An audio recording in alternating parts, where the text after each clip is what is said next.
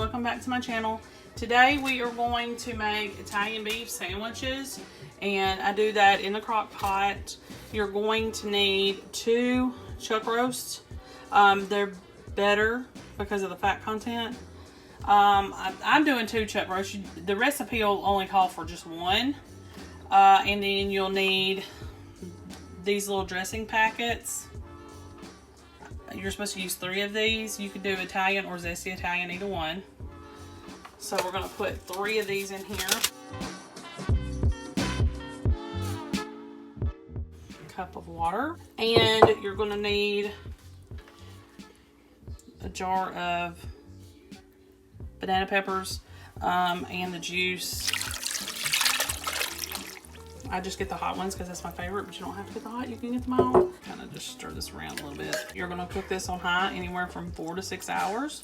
And it should be ready for sandwiches. This is really all. A thing of water, just a cup of water, a jar of peppers with the juice, and 3 envelopes of the zesty Italian dressing mix, the powder. Do not mix it, just dump the powder in and just cook that for a few hours on low or high, whichever one you need, and it'll be ready. Okay, y'all, so we're at the end of the day. We're starting to assemble our sandwiches. You probably need to wait till this is falling apart before you take it out, but because I was on my way to church and forgot to turn the crock pot on,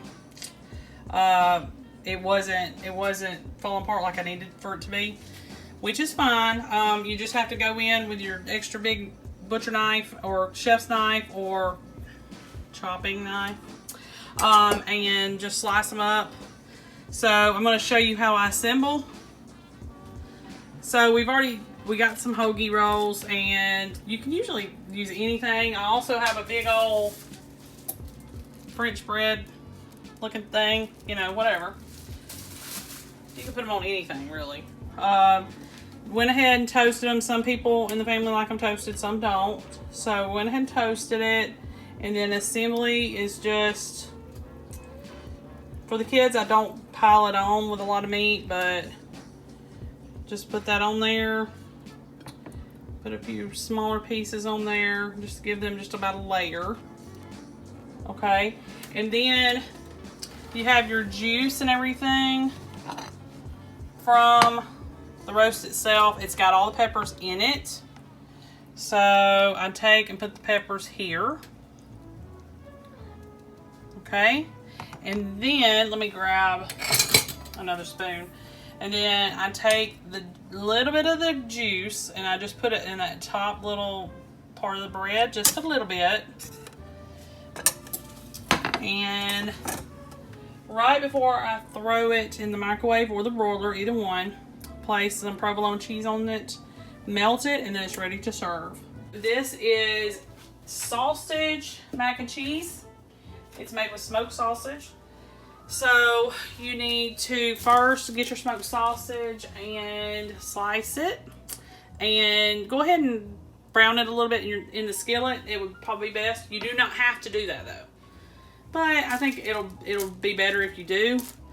So I turned mine over in the skillet just a little bit, not nothing crazy, just browned it just a little bit, drained all the grease off and everything. And so we're gonna put that in here on top of this dry macaroni, which is about 1 pound's worth.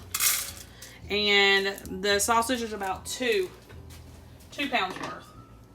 And you can use anything. You can use kielbasa or the smoked sausage, but the smoked sausage is gonna have more flavor. So just remember that.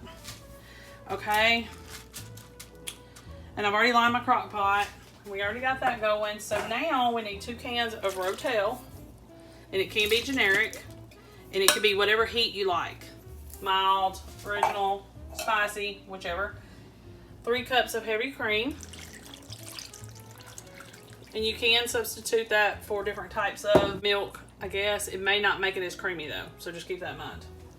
Alright, we got that in there. You can also you don't have to use elbow macaroni either. You can use a different type, but something similar would work, like shells maybe. Stick of butter. We're gonna use this little sauce. Trying to get it where you can see it. It's Ragu double cheddar sauce, and it comes in a carton. Ooh.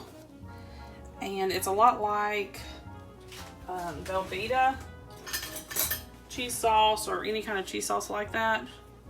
I did find it in my Walmart. It's like $3 for a little box of it. So it's shelf stable. You'll find it on the spaghetti sauce aisle with the ragu and stuff like that. We're going to add about, that's 1, 2, 3, 4. I'm going to add about 5 cups of shredded cheddar. You can do a mixture of cheeses if you want to. You don't have to do all cheddar. You can do cheddar and parm, or you could even put some pepper jack in there. But you need about 4 to 5 cups worth. All right, so we're gonna start this on low, and we're gonna cook about 4 to 6 hours. Each hour, I'm gonna come back in and stir it. So don't forget that you can't just let it sit and not stir it, because you've got those noodles that are not cooked. So keep that in mind while you're making this. So I'll see you back here in about 6 hours. Okay, y'all, this is the finished product. But as you can see, this is why I always cook the macaroni or pasta first before I put it in the crock pot. I do not like it to look like this, but I went ahead and decided to show you anyway, instead of saying it was a fail. I did try it, and one of my children did too, and it was actually good. It's just not firm pasta like what I like. So it'll work this time, but I would advise you to cook it first, then add it. And if any of you say that I overcooked it, you would be wrong, because I didn't even cook it the full amount of time that it said. So next time, cook it first, then put it in the crock pot. I'll see y'all next time.